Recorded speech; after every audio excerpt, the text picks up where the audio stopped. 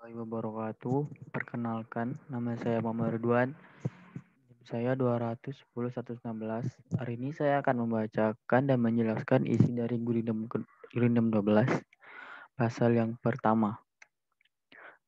Yang pertama itu apa itu Gurindam 12? Gurindam 12 adalah salah satu jenis puisi yang memadukan antara sajak dan peribahasa. Jumlah baris pada Gurindam hanya memiliki 2 bait dengan rima AA. Gurindam berisi ajaran yang berkaitan dengan budi pekerti dan nasihat keagamaan. Baris pada Gurindam disebut dengan sebagai syarat dan akibat. Dan syarat merupakan baris pertama dan akibat berada pada baris kedua. Pertama membahas tentang persoalan masalah atau perjanjian, sedangkan pada baris kedua yaitu berisi tentang jawaban atau penyelesaian dari bahasan pada baris pertama. Sejarah Gurindam 12. Gurindam 12 tercipta pada tahun 1847 di Pulau Penyengat dan penciptanya yaitu Raja Ali Haji. Karya ini terdiri dari 12 pasal yang berisikan nasihat dan petunjuk hidup dalam ajaran agama Islam khususnya. Namun, karya yang paling populer adalah Gurindam 12. Raja Ali Haji juga dianggap sebagai orang yang berjasa besar dalam perkembangan bahasa Indonesia.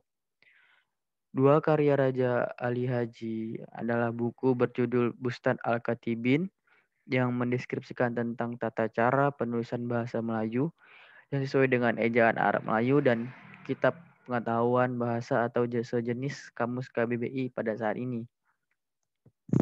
Bunyi Gurindam 12 pada pasal pertama yaitu barang siapa yang tiada mengenal agama, sesekali tiada boleh dibilang nama.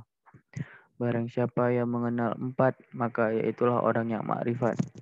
Barang siapa yang mengenal Allah Subhanahu wa taala, sungguh suruh dan tegaknya tiada menyala.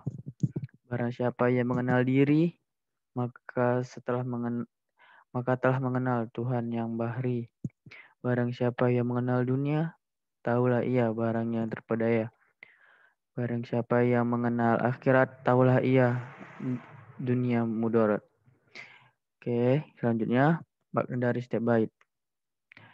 Pada pasal pertama ini memberikan kita nasihat tentang agama yang dimana kita diajarkan supaya tidak melupakan akhir dan tidak terperdaya dengan nikmatnya dunia.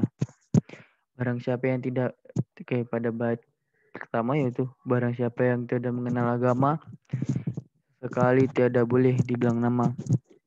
Maksudnya adalah setiap manusia harus memiliki agama karena agama itu adalah petunjuk dalam menjalani hidup.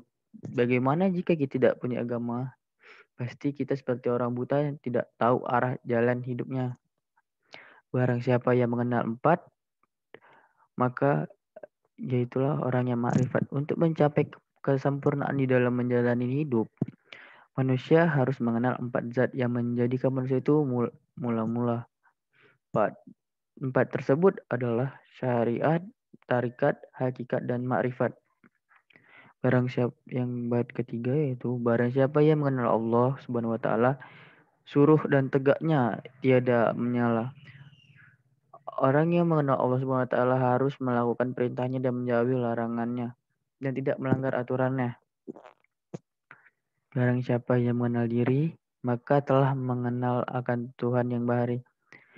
Orang yang tidak mengenal agama dan tidak akan memiliki identitas diri dan tidak akan mendekat dengan Allah. Maksudnya adalah bagaimana kita bisa mengenal diri kita sendiri kalau bagaimana kita nggak mengenal diri sendiri padahal kita ini ada ciptaan Tuhan, berarti kita seperti tidak mengenal Tuhan kita sendiri.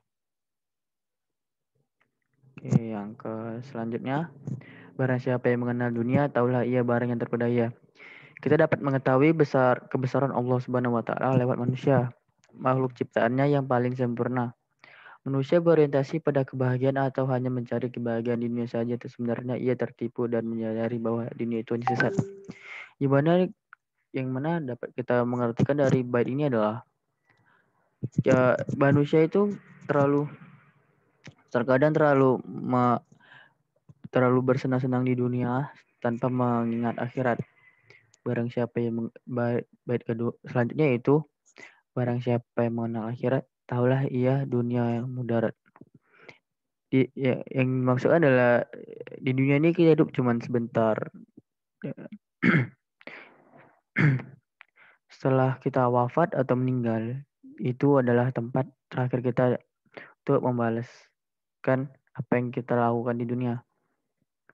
Sekian dari saya. Assalamualaikum warahmatullahi wabarakatuh.